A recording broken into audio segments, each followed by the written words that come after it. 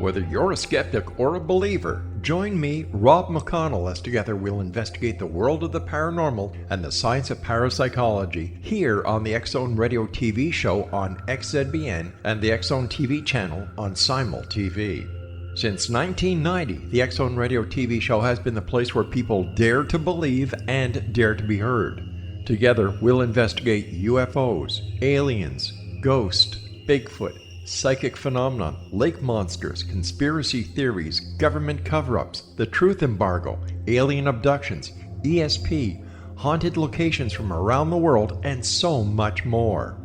With over 28 years of broadcasting and more than 4,500 individual guests, the X-Zone is truly a place where fact is fiction and fiction is reality, as evidenced by the credibility, integrity, and professionalism of the guests that we bring to our international audience. If you have seen a UFO, had a close encounter, seen a ghost, Bigfoot, lake monster, or a story that you would like to share or have investigated, contact me, Rob McConnell, by sending me your email to xzone@xzoneradiotv.com, or you can call toll-free 1-800-610-7035, extension 143, and on Skype, X-Zone Radio TV.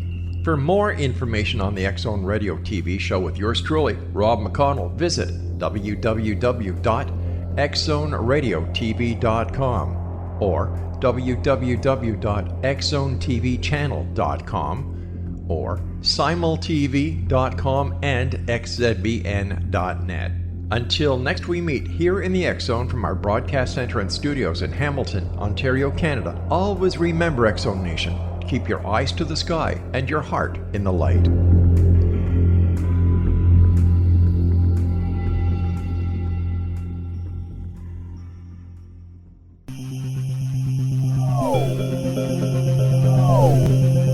This is A Different Perspective with Kevin Randle. Kevin is a retired United States Army Lieutenant Colonel who has studied UFOs for more than 50 years. His military training has provided him with unique insight into military operations and UFO research. Kevin has investigated many of the most mysterious cases and has been consulted for dozens of documentaries and been interviewed on hundreds of radio and television programs about UFOs. Considered to be one of the leading experts on the Roswell UFO crash, Kevin has written more than 25 books about UFOs, including Roswell in the 21st Century and Encounter in the Desert, a re-examination of the Socorro UFO landing. Now here's the host of A Different Perspective, Kevin Randle.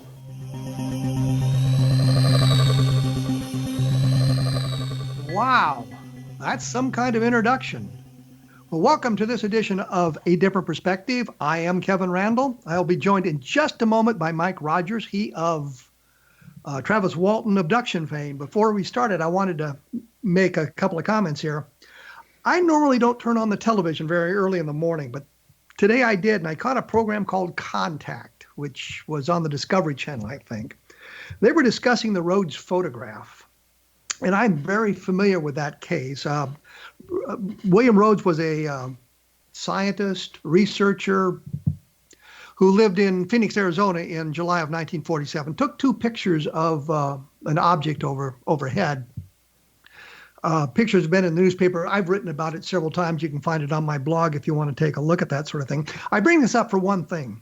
They mentioned that the FBI had confiscated his pictures. That's untrue. Back in 1947, when the investigation began, he was interviewed by a guy from the Counterintelligence Corps of the Army who was accompanied by an FBI guy who didn't want to be identified as FBI, so it was just another government agent. The point is, Rhodes gave up the pictures voluntarily to the military for their research, was told at the time he may not get them back given the way things were going, and he didn't care about that in 1947. In 1952, when the Washington Nationals began, those were the sightings over Washington, D.C. in July of 1947, he began a campaign to get his pictures back. And there was some trouble about that. They had lost them or they didn't know where they were and that sort of thing, which I don't find very difficult to believe given the way the UFO investigation had been handled from 1947 to 1952. So I just wanted to clarify that point that Although it's been said many times that his photographs were confiscated, they were not. Now let's move on to Mike Rogers. Now, normally when I do these programs, I either find a biography of the guest online or on a book or something like that. Paul Davids, who will be on in a couple of weeks, sent me a bio that just literally went for pages. I just had to really edit it down. Mike Rogers was very succinct in his bio that he sent me. He just told me that he has worked in logging much of his life, even summers when he went to school. When he was 28, he had his own crew, and in 1975, he and a 6-man crew, of which Travis Walton was a sawyer. A year after that, a well-known UFO encounter and Walton's apparent abduction, Mike started working with his father again, then went back to school for a time. In 1997, he was a witness to the Phoenix Lights, so he's had some encounters with UFOs. When he was standing on a hill in Prescott, Arizona, before and after the lights, he operated a domestic tree service business, which did very well. Ever since witnessing the Phoenix Lights, he has conducted his own very thorough 22-year in-depth investigation into the lights, discovering numerous never-before-known realities. 2 years ago, he started speaking of these revelations. Some are quite disturbing, even to hardened skeptics. His scientific abstract was published in the May issue of the MUFON Journal, endorsed by astronomer Hal Povenmire. And I think he's a very accomplished artist, if I remember correctly. He's got some very stunning paintings about Walton's abduction and that sort of thing. Mike Rogers, welcome to A Different Perspective. Thank you very much, Kevin. That's an interesting bio that you've got there. I am right about the artistic endeavors, aren't I? Well, yeah, I don't push that a lot. I'm a fairly accomplished artist, but I don't do an awful lot of it, basically just for my own personal needs. I've been offered jobs doing that. Some publications have offered me jobs, but basically just for myself and whatever I'm trying to do at the time. So I've illustrated a lot concerning the Phoenix Lights. And of course, I illustrated Travis's 2 books, The Walton Experience and then Fire in the Sky. So that's the extent of my artistic doings. Well, I have to say the paintings that I have seen are very, very good. So very talented man in that respect. Well, thank you very much. Well, let's move on to UFOs now, since that's the topic. As I mentioned in the introduction, you were part of the crew, or you were leading the crew, when Travis Walton was abducted. Give us, I guess, the thumbnail sketch of what transpired. A thumbnail sketch. Well, or do it as quickly as you can. Yeah. To get it all. I understand it's very complicated. Well, it's actually fairly simple. I know how to do your thumbnail sketch. We were a crew. I was a crew boss on a 6-man crew, so there's 7 of us all together. And we finished work and we're headed out. We worked until dark, actually. And by the time we had everything loaded up and on our way, it was dark.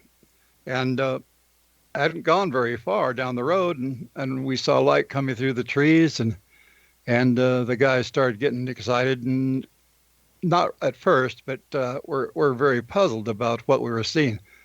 And as we broke into this clearing and could actually see it clearly, I looked over. Travis was already out the door. He took off kind of in a very fast walk and then slowed down as he got closer to it. It was actually only about 100 feet away from the road and kind of uphill a bit. So I couldn't even see what they were looking at. And Travis was standing up there. Well, I turned the truck off and leaned over and looked up that way. And I was very amazed at what I saw. The first time in my life I'd really seen anything that close. In my life, I've seen things far off, sometimes with people, sometimes without people, but nothing that close. And I was just... What did it look like? What did it look like? Well, it looks like the illustrations that I've done, but it was a disc-shaped object. It was like two pie pans put lip to lip, and with what appeared like a dome. Like I said, this thing was up above the ground, and the ground that it was above was up the hill a ways, 30 or 40 feet above our position. And so what was on top, just from where I was just kind of an essence of a dome. That's what it looked like, but it was segmented. It had a framework and it was fairly simple looking, but at the same time, it was very, very striking. It was some of the guys would describe it looked like a brand new Corvette, and like that in terms of what it looked like, the way it affected us. It had a beauty like that, and it looked mechanical, and it was just sitting there perfectly still at first, and within a few seconds, it started moving. And it also started making louder sounds. I didn't hear anything right at first, but after a while, there was kind of a rumble that came through that I could feel. My hands were still on the steering wheel, and I could feel it through that. And then everybody there got real excited, and some of the guys were yelling at Travis. Well, actually, all of us were yelling at him to get back. And so he's still walking up the hill toward the object. No, by this time he's already there. He's standing there. He might have got directly underneath it, maybe, but there was this brush pile, large brush pile of logging debris that was there, and he stood there just in front of it and looking up at it, and he wasn't directly underneath, but he looked back at us once or twice, and he looked like he was kind of uncertain about what he was doing at this point, but as this thing got louder and started moving more, I could tell that he was deciding that what he was doing wasn't necessarily so smart, and he crouched down, kind of like behind a log that was sticking out of that pile, and he was there for a while. He looked back this way, and like I said, I'd already turned the truck off so that I could bend over and look up at it, and when he did that, he just within seconds he stood back up and turned as if to come back to the truck, and this very powerful, extremely bright bolt of light or energy or something hit him directly in the head, more or less the chest area, and just blew him back and up as if he was somebody had thrown a bomb or grenade or something right in front of him. And he flew back through the air, but you could tell that he was just unconscious at that point because he hit the ground without even trying to protect his fall. And, I'm gonna have to interrupt you here because we're gonna have to take a short break. Okay. I'm talking with Mike Rogers, who was with Travis Walton during his abduction in 1975. I'll have more information up on my blog at www.kevinrandle.com. kevinrandle.blogspot.com when we get a chance. My mind wanders sometimes. I do not know why. I will be back with Mike Rogers right after this, so stick around.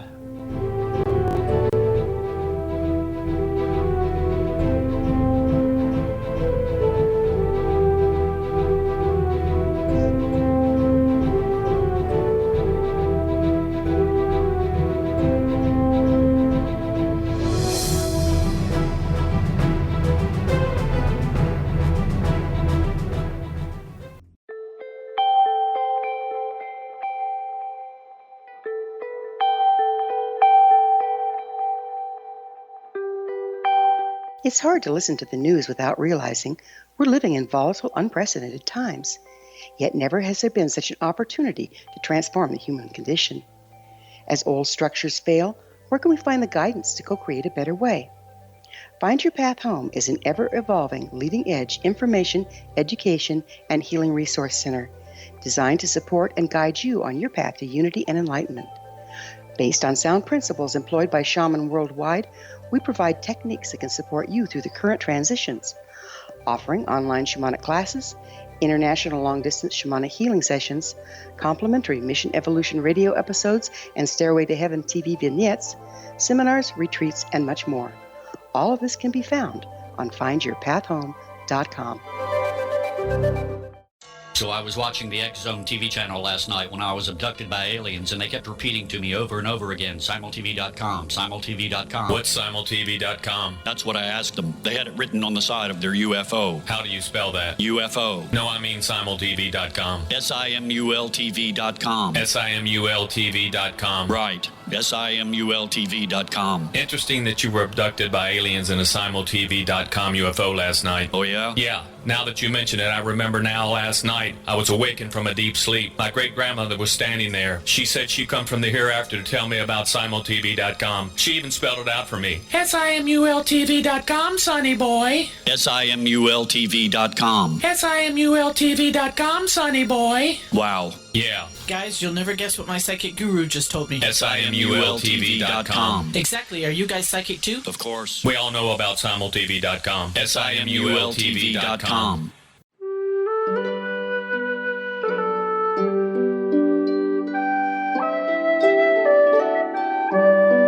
Path Home Shamanic Art School proudly presents the Gathering of Shaman 2019 Fall Retreat, Manifestation Samhain. Join me, certified shamanic instructor Gwilda Wiyaka, in the magnificent Colorado Mountains this November 2nd and 3rd for a life-changing event. Participate in unique teachings and ceremonies that'll put the power and magic of shamanic manifestation into your hands. Sit in circle with like-minded individuals, sharing group energy and the power it generates. Classes will be held in a facility next to the beautiful, majestic Arkansas River, further empowering the experience. Space is limited, so reserve your spot today. For more information, visit findyourpathhome.com or email touchin@findyourpathhome.com.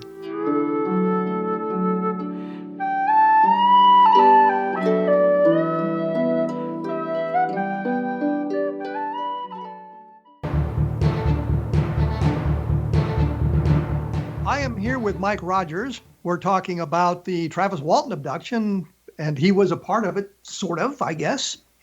When we went away, Travis had just been hit by the beam of light and had fallen unconscious to the ground. So what did you do at that point, Mike?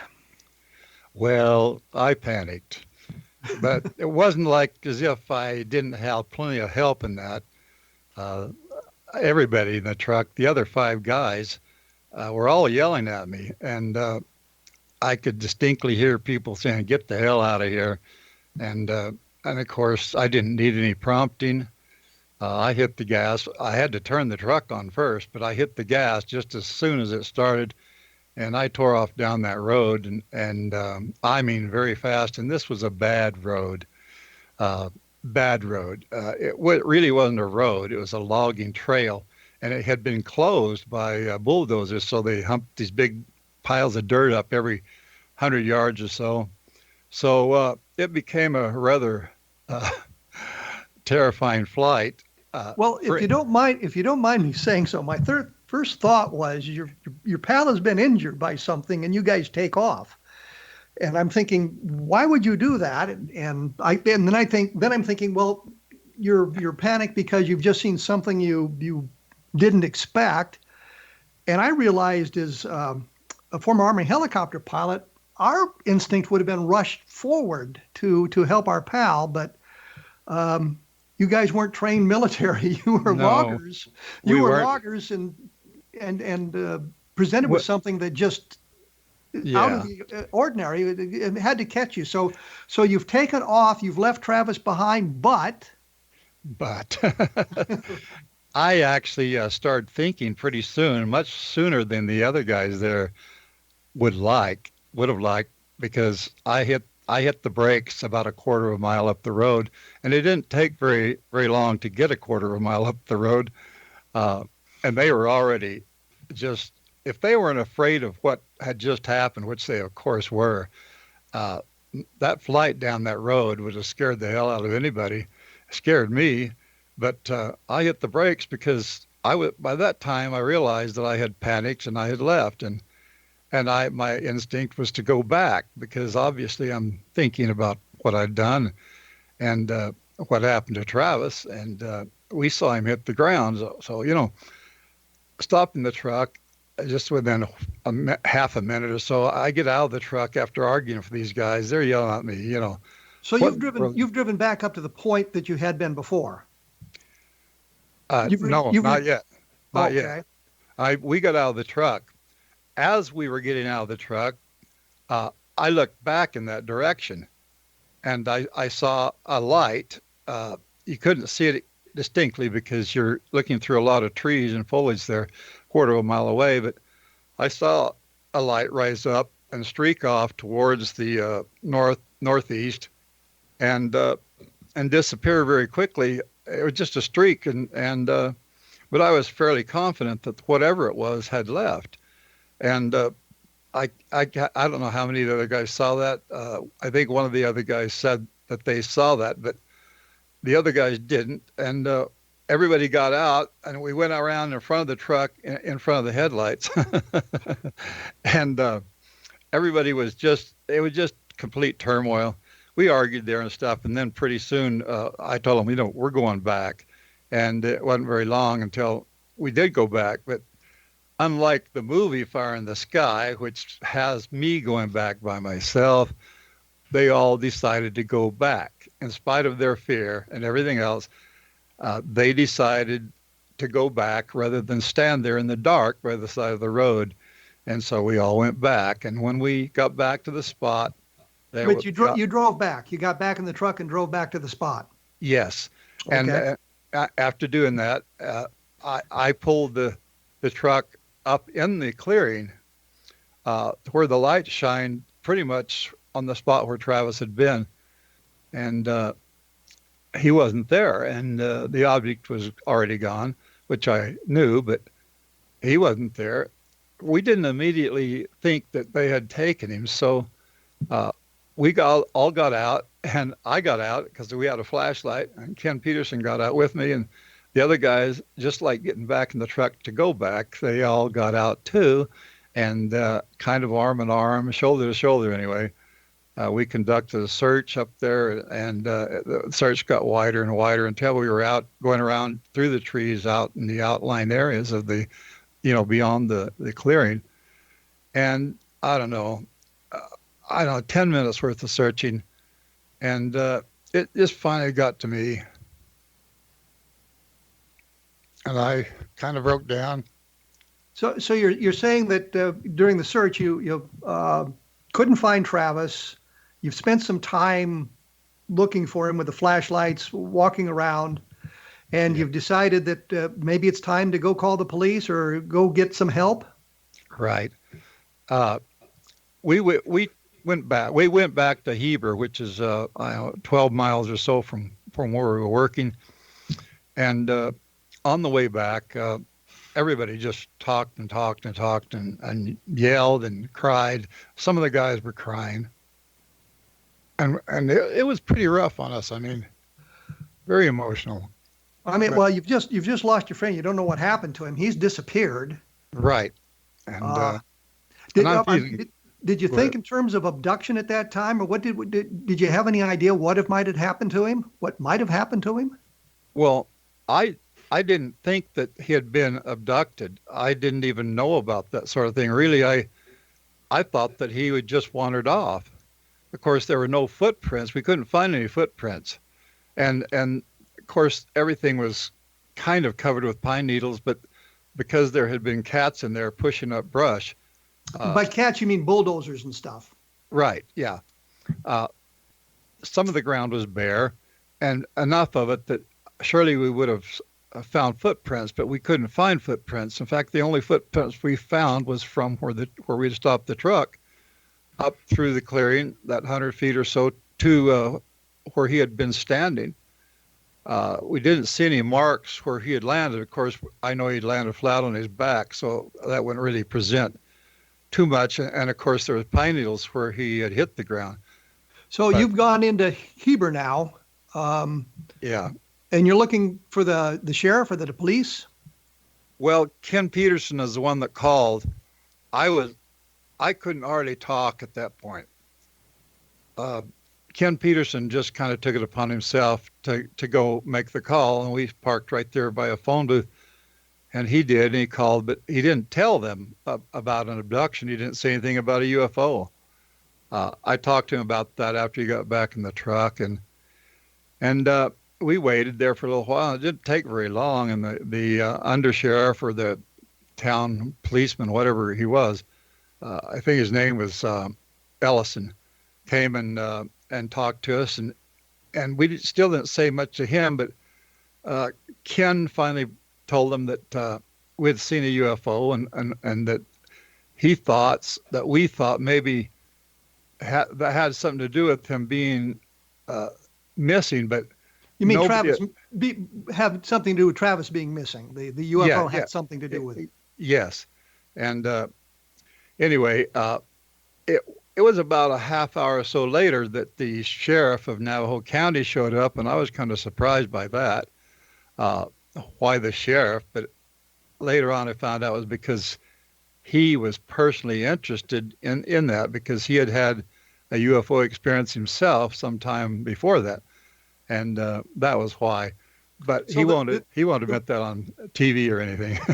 the law enforcement reaction then was not one that you guys have been drinking too much or smoking too much, but they treated it as something that was very serious. Yeah, well, they certainly checked our truck. I mean, they looked all over for whatever, and they even made that comment, "You guys been drinking?" And of course we all, heavens no, you know. Just 2 beers. No, none. In fact, most of us didn't drink. Now, a couple of those guys did. Travis and I and Ken Peterson did not. We were total abstainers, but several of the other guys did, you know. In fact, one of the guys there, Alan Dallas, was kind of a drug user. I know he smoked pot, you know. Other than that, but the sheriff, did the sheriff initiate a search at that point, or what did he do? Well, he listened to our story, and you know, in the movie and other things, TV shows and whatever, they have me saying they took him. I never said that. I said, we don't know what happened to him. You know, he probably wandered off. We need to go find out what happened. And Sheriff Gillespie took that serious, and so they did that. And unlike the movie, they actually went out, Ken Copeland, his undersheriff, and him, and 3 of us, 3 of the guys stayed there, and 3 of us went up the hill and searched. And we conducted a fairly good search that night, at least on the roads. It was at night, but they had flashlights, so they had a thing on their truck. They had a 4-wheel drive, for one thing, and couldn't find a thing. They searched thoroughly on the roads and everything else for footprints, but there wasn't anything. And the sheriff said, "Well, we can't do anything more tonight, but we'll have a search tomorrow." So that's what happened. Let me stop you right there, because I'm getting up against my break time once again. Okay. And when we come back, we'll talk about how the APRO, Aero Phenomena Research Organization, and Jim Lorenzen got involved in that sort of thing, and how quickly that happened after the events. Once again, take a look at the blog, www.kevinrandle.blogspot.com, where I'll have additional information or links to other places like that. I'm here with Mike Rogers, and we will be back right after this, so stick around.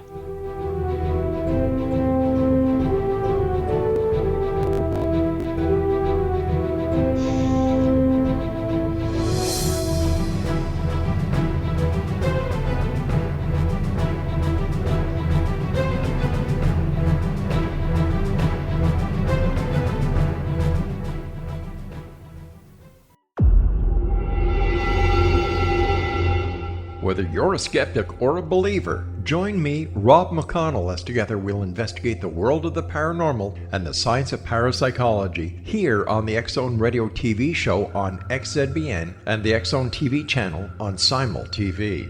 Since 1990, the X-Zone Radio TV show has been the place where people dare to believe and dare to be heard.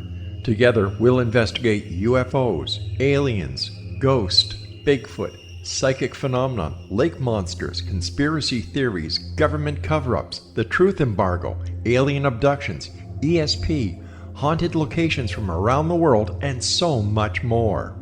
With over 28 years of broadcasting and more than 4,500 individual guests, the X Zone is truly a place where fact is fiction and fiction is reality, as evidenced by the credibility, integrity, and professionalism of the guests that we bring to our international audience. If you have seen a UFO, had a close encounter, seen a ghost, Bigfoot, lake monster, or a story that you would like to share or have investigated, contact me, Rob McConnell, by sending me your email to xzone@xzoneradiotv.com, or you can call toll-free 1-800-610-7035, extension 143, and on Skype, X Zone Radio TV. For more information on the X Zone Radio TV show with yours truly, Rob McConnell, visit www.xzoneradiotv.com or www.xzonetvchannel.com or simultv.com and xzbn.net. Until next we meet here in the X Zone from our broadcast center and studios in Hamilton, Ontario, Canada, always remember, X Zone Nation, keep your eyes to the sky and your heart in the light.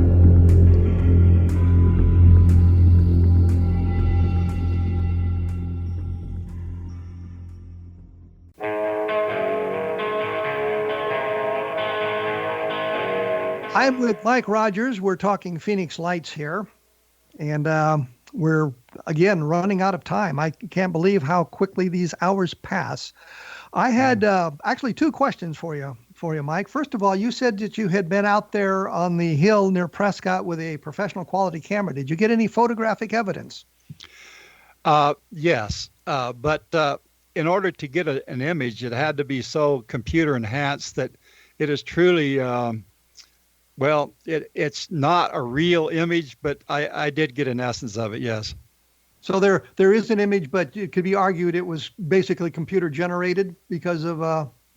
Well, yeah, if you go into all the yes and no's and all that stuff and all the regulations concerning, it was what they call it, photoshopped. Okay. And the second... technically, yes. And the second question is, what do you think you saw if it's not extraterrestrial? Well, I still don't know, but I say, and I have speculated about this myself and gone into depth about it, that could have been made relatively, well, it still would cost several $1,000s, and it doesn't matter who did it. I think that it had something to do with the Air Force and the government, because it looks to be very much to be something that was deliberate and for the purpose of getting public reaction. And as we all know, the government likes to do that. I'm trying to visualize the geology, not geology, the geography of the situation here. Yeah. Could it have been something that came from Area 51? Well, not according to eyewitness testimony. See, nobody saw it. Nobody saw it over Nevada. Nobody saw it anywhere in Nevada except for these four witnesses. In Boulder City, which is right at the very tip of Nevada, and yes, and you cross the bridge and you're in Arizona. Right, but you see, I've gone there several times to investigate how they could see that 160 miles away. Well, first of all, the sky was very clear. You could see that 160 miles easily. I mean, you can see hundreds, thousands of miles into space quite clearly. But they all saw it leaving, and the object was actually a third of a mile wide or wider. And the people in Nevada all said that it was the size of a 747 or the size of a B-2 bomber, which is anywhere from 10 to 12 times smaller than the size of the object actually was, which automatically, in their particular perspective, put it 12 times closer. And because of that, they thought it was right there in Nevada. Would it be fair to suggest that you had seen some kind of maybe a balloon type object in that chevron shape that was, as you say, sent over to see what people's reactions would be? Well, my near conclusion is that it was lifted by lighter than air substance, probably helium, and it was carried on the wind because it went exactly in precise alignment with the wind in direction, elevation, and speed. I'm assuming you looked at the winds aloft data. Absolutely. Yeah, I've got all that. Because the winds at the surface are always, well, not always, but many times significantly different than the winds at altitude. Actually, in this particular case, the surface winds and the high altitude winds were the same. Okay. This was the time of year when the winds in Arizona are at their highest. And I also believe that plays into this government project thing, trying to see what people are going to think of it, because they seem to be picking the worst day of the year for wind. And there's another thing that's very, very strange. The wind usually comes out of the southwest in Arizona, both the surface and the high altitude wind. But in this particular case, there was this thing where the wind just went right down over Arizona going south, and then bent back and then rejoined the jet stream, the low jet stream, towards the east. And that is very unusual. It's almost as if that bubble was created on purpose. You've said that you've published a great deal about this. Well, I've written a great deal about it, yeah. I have it all fined down into 27 pages that I have available, on my through the net. And how could we access that? Oh, I have a site. It's not a site, actually. It's just my email. It's mhrogers700 at yahoo.com. And I'll send, virtual, of course, the whole thing, but the 27 pages anyway, which has an awful lot of illustrations in it. So we can link to that to the internet, so we can analyze your analysis. Yes, that's right. You said one other thing, and we're getting up to the end of the program, about evidence. I think there's a great deal of evidence suggesting an extraterrestrial presence, and it in the form of photographic evidence, radar traces, landing traces, interaction with the environment, gun camera films, military pilots' experiences, and that sort of thing. But now you're talking about in general, right? Not about the first event of the Phoenix Lights. I'm talking about in general. So when you made the comment, you're talking about specifically the first event then? Yes. And not about UFOs in general. So we're kind of on the same page there, that there's some very interesting evidence. Yes. As of today, there's an awful lot of evidence. Fox has been releasing this thing they call a Tic Tac and other stuff, gun camera sightings and other personal video of just now released, just within the last year, things that are, in fact, I think it's kind of the government's way of introducing disclosure without having to take the flak. But it's certainly making a lot of proof, heavy evidence anyway, for extraterrestrial. But I guess the thing that bothers me about all of this is we kind of reject the government's explanation for many, many sightings because they're frankly idiotic. And yet we accept it when they are saying this is really strange, this is extraterrestrial, this is alien. Does that kind of bother you at all, that we massage the evidence or the information to go where we want it to go? Yes, and that's very deep, very deep. But I think that the government is coming forward now with a form of disclosure. Okay. So when we get back to the Phoenix Lights then, your theory, your belief is that there was an event that involved some kind of unidentified craft, but you believe this unidentified craft was terrestrially manufactured. It would be what I guess we would call a unidentified aerial phenomenon as opposed to an unidentified flying object. Yes. And that the majority of the interest in the Phoenix Lights was generated by flares and other activities going on over Phoenix on March 13th, 1997 that had nothing to do with that first event that we talked about. Right. The first event of the Phoenix Lights is still a mystery. Nobody has explained it, and the skeptics certainly haven't explained it, and that's where it sits. And you do have an illustration, and I guess we can look at your documentation about your findings. You also mentioned in the bio that it was in the May issue of the MUFON Journal. Is that May of this year? Yes. Yeah. 4 months ago. so that if people are members of MUFON, they can go back to the journal and take a look at it. Is there anything on the MUFON website about this? Just that abstract, and it's kind of hidden because it's in another article done by Thomas Keller, which talks about other strange things that, in my opinion, are just completely off the wall. But it's hidden within there, and it's in letters to the editor, and it's just the scientific abstract that I did with Hal Povenmire. You mispronounced his name. Every time I said it, I mispronounced it. So yes. I cop to that because I'm good at mispronouncing names. Ask anybody. Okay. There you go. I'll take your word for it. Mike, we're right up against the end here. I think we've had a couple of good discussions when we figure in the Walton abduction and the Phoenix Lights stuff as well. I thank you for taking time out of your day to join us here on A Different Perspective. Well, thank you, Kevin. And I'm sure we'll be in touch or in communication here in the near future. Anybody wants more information? I'll have a link up on my blog to get you to that information and some illustrations as well. And the blog, of course, is kevinrandle.blogspot.com. And I'll take a moment here to point out that I have done a number of UFO books, and I think that one of the things that bugs me about the way things are today, and I'm going off topic here a little bit, is there are reviews of some of the stuff, of my stuff, and I know the people haven't read the book. And I know because of the way the reviews are written.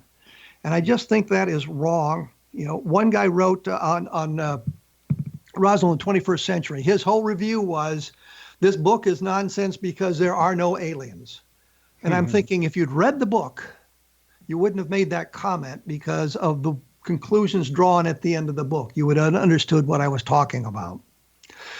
I don't understand that, but I think that we see in today's world way too much of people paying attention to things that appear on Twitter and on Facebook by people who have little or no expertise in what they're talking about. They're just angry about something and feel the need to comment on it.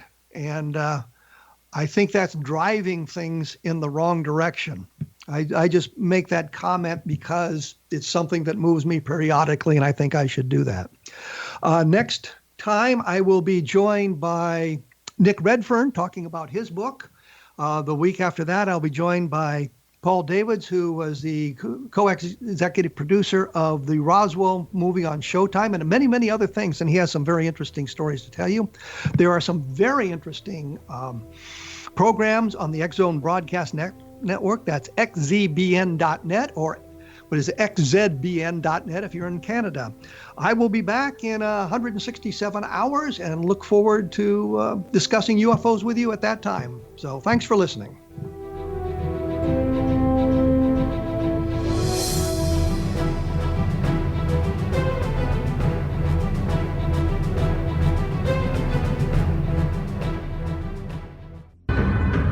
If you are looking for a safe, zero-calorie natural option to the harmful artificial sweeteners on the market today, Just Like Sugar is what you're looking for. Just Like Sugar is a wonderful natural alternative for those health-conscious people who choose a calorie-restricted diet with a great, pure, sweet flavor that tastes just like sugar. Just Like Sugar is a great natural option for people suffering from diabetes and may be useful in restricted diet programs where standard sugars are not allowed and does not cause a laxative effect of some other sweeteners. Just Like Sugar comprises a perfect blend of chicory root fiber, natural calcium, natural vitamin C, and Just Like Sugar's sweetness comes from the natural flavors from the peel of the orange.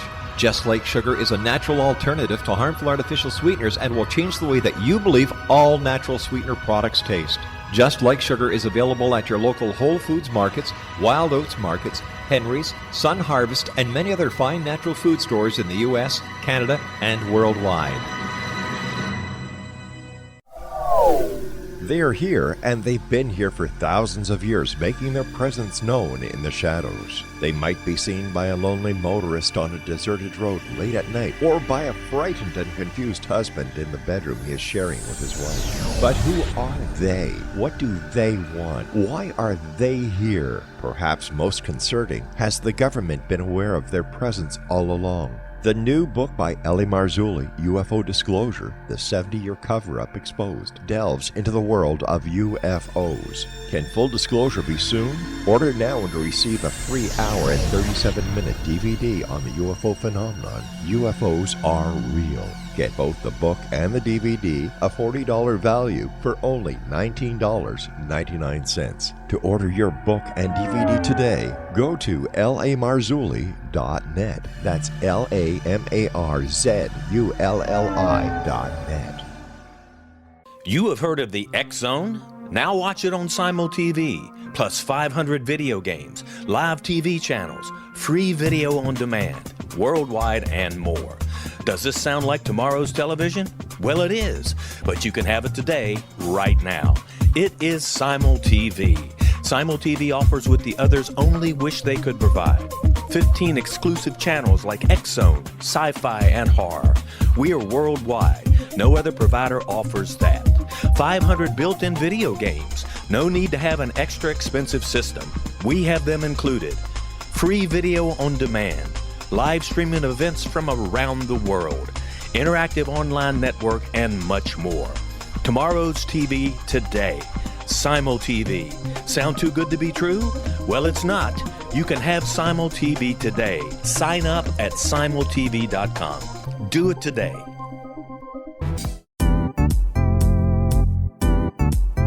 Memorable dynamic presentations are a not-so-secret weapon in the business world. Do you have a powerful message that must be shared, but you haven't found a way to deliver that message?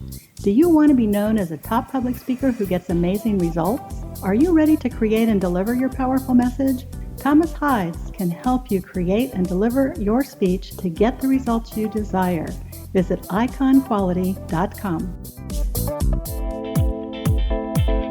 Did you expect your business to flourish, but instead it plateaued or didn't get off the ground yet? Would you like to achieve massive goals and discover new sources of income within your business? When you're ready to experience that type of success with fast results, Cindy Hendricks is the business coach for you. Her work with entrepreneurs and business owners has been life-changing. To get you and your business where you want to be, go to imaginemoresuccess.com. Has the fear of public speaking stalled your business or personal life? What would you give to develop and maintain supreme confidence? Have an invaluable private program to always perform at your best. Imagine how you would feel. You can have all that and so much more today with Thomas Hide's life-changing course called Number One Fear Unleashed. Visit numberonefear.com and be liberated from your fear of public speaking.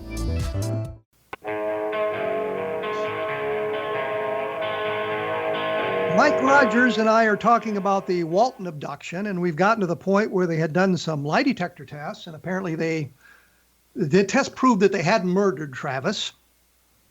And we're going to get APRO involved in this thing now, I guess. So, how did APRO get involved? What brought them into this? Well, because it became international news. Actually, before we had those lie detector tests, I don't know exactly when that happened, but I turned on the news on the TV, and there it was, and it gained fervor very quickly internationally. So you're saying the news reports that came out of this, because naturally somebody disappearing would be news and the search would be news, but it was linked to a UFO at that point in the first news stories. That's right. Okay, and, so APRO learned about it through the media then. I believe that's what happened. Yeah. And then go ahead. You all met with Jim and Cora Lorenzen of APRO. Yes. They had a couple of days with him first. Like I was saying before, I didn't actually see him for about 3 days, and they were kind of past all that by that time. And of course, he eventually came back up home, up the hill, and that's when we were really able to talk about it. And APRO, as far as Jim and Cora Lorenzen are concerned, I don't know, a week or so later, they invited us down to have dinner with them because they wanted a more personal personal talk and everything. Well, let's especially point out APRO headquarters was in Tucson, Arizona, so it wasn't all that Exactly. far away from where you lived. Right. Yeah. Just a 4-hour drive, I think. And we did have dinner, and I kind of hurt her feelings because she was big on animal cruelty, right? She was kind of an activist in that. And we were sitting there having a steak dinner, and I made a comment about, I don't believe this. You don't think a dog or cat should be hurt at all, but here we are eating steak. Isn't that kind of contrary? And she took that kind of offensively. That was the last time I ever went down to Tucson. But anyway. So when you were a younger man, you weren't necessarily the most diplomatic person around. No, I wasn't that diplomatic. I was I still am quite straightforward. You and I have been a couple of shows together. One was 3 hours long, and I got kind of direct with you. But you're like me. You're not really too biased, and therefore you can't be easily insulted. So, even though I've kind of attacked you in certain ways, we're an awful lot alike in our thinking. And well, I think it's. So you're having dinner with the Lorenzens, of course, and discussing the case. What were their reactions like? I mean, I know Coral and Jim, and I know what their attitudes were, but what were the reactions to you and Travis and the boys? Well, other than what I said about her cats and dogs thing, it was quite cordial, and we were there for a long, long time. We talked it out, and of course, they're totally believing. I thought that was comforting at that time. Lately, I don't think that sort of attitude is very comforting. It seems too heavy, too much bias. But anyway. Well, so there was a Travis took the lie detector test after he came back talking about the UFOs, and there was a big controversy about that because Philip Klass, the great UFO debunker, learned about that, and he thought that Travis failed the test. And yeah. That was bias from the side of the skeptics, just like there's heavy bias on the side of the believers. But this was not the same guy that gave you the lie detector test. No. The one we had was Cy Gilson. He was a state employee, hired. Well, at least I think he was contracting basically, but he was through the state. And the guy that did first test on Travis, his name was McCarthy, and he didn't believe in UFOs. And the treatment he did on Travis kind of bore that out. And of course, Travis was telling the truth. That you could tell that. And since then, Travis has taken several lie detector tests and passed them. One he took with Cy Gilson finally in '93. That was actually because of a skeptic by the name of Jerry Black, who had challenged me first, and then I took it to Travis and Paramount, who did the movie, didn't want us to do that at all. They came down heavy on me on that. No, don't do that because you're talking a month before the movie was to come out, and they had put $20 million into that movie, and it was ready to go, and they thought we were going to ruin it by failing the test. By possibly failing the test, yes. So, and I said, no, that isn't going to happen. I said, Travis telling the truth, I'm telling the truth, and they of course. Jerry Black wanted the guy who was inconclusive, to take another test. And so we did, the three of us. And they were very thorough and they were very complete. And we, all three of us, passed that test to the highest degree. And so, that was then. Since then, I think Travis has taken one since then. But, I've only taken 2 tests in my entire life, and both of them were Cy Gilson. And Cy Gilson started out as a disbeliever.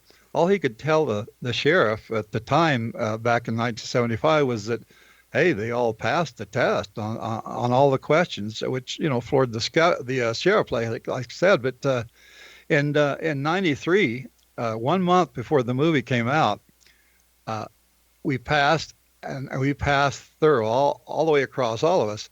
And Paramount then had a big hooray, they were very, very relieved at that point. And so, and then of course the night of the the night the movie premiered, we were on Larry King Live with Philip Klass on the opposite side, and I had special words for him, and him and I sort of got into it.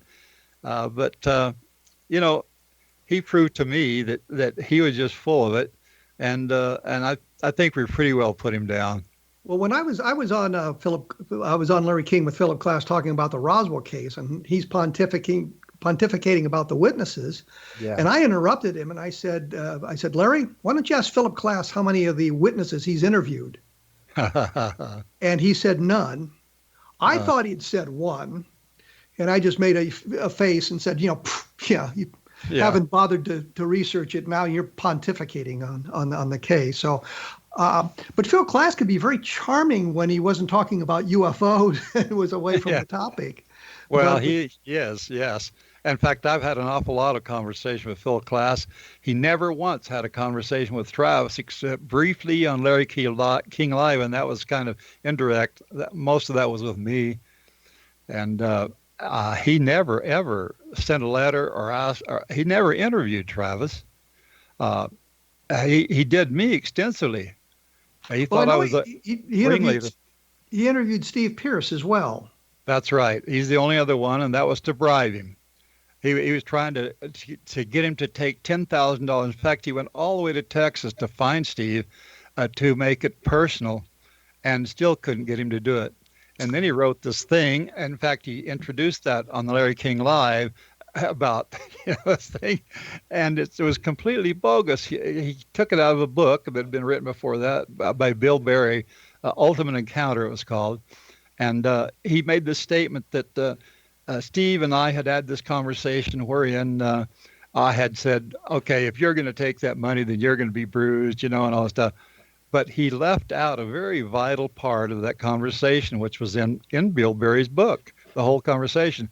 And what he left out is even though it really happened, you would take the money, and he left that out. And that totally changed the conversation, totally changed the tone of what he was trying to say. And it was so obvious right there in that book. Well, I know Philip Klass has attacked people. He sent letters to their employers trying to get him fired when dealing with UFOs and that sort of thing, which I think is just unconscionable. You just shouldn't do that. You wouldn't even know what he did with me. You can have a disagreement with somebody. You may not like what their beliefs are, but they're their beliefs. And you shouldn't try to get them fired because you don't happen to like their beliefs. And I know he did that a number of times. He did that with me in several ways, and several big ways. Well, I'm going to have to end this here because we've run out of time. Okay. I will have, we'll be talking to Mike Rogers again real soon. In fact, we'll be coming up with him, I think, in the next program next week. Talk to him a little bit more about the Walton case and Philip Klass and that sort of thing. And then we're going to talk about this Phoenix Lights sighting that he had, which I think is very, very interesting, and we should get into that. Mike Rogers had an opportunity to see UFOs on multiple occasions. I saw a light in the sky once, so there you go. Not very good. With the Steve Pierce thing, by the way, I interviewed him in Roswell a couple of times. There's a couple of blog postings, I believe, at www.kevinrandle.blogspot.com that talks about this incident with Philip Klass and how that all transpired and what Klass was attempting to do there. And I thought it was very interesting. So you can take a look at that and get some more information about that. There are some fine programs on the X-Zone Broadcast Network, xzbn.net. Take a look at that, and I'm sure you'll find something that'll interest you as well. I always like to point out that Roswell in the 21st century should be getting more notice than it does, because I think it really kind of puts the whole thing into context, and I think that we need to do more of that. But that's the way things go. I will be back, I guess, again next week with Mike Rogers, and we'll be talking a little bit more about the Walton abduction and then the Phoenix Lights. So to put that down on your calendar. Make sure you hear the end of all of this. And thank you for listening. This is A Different Perspective, and I'm Kevin Randle.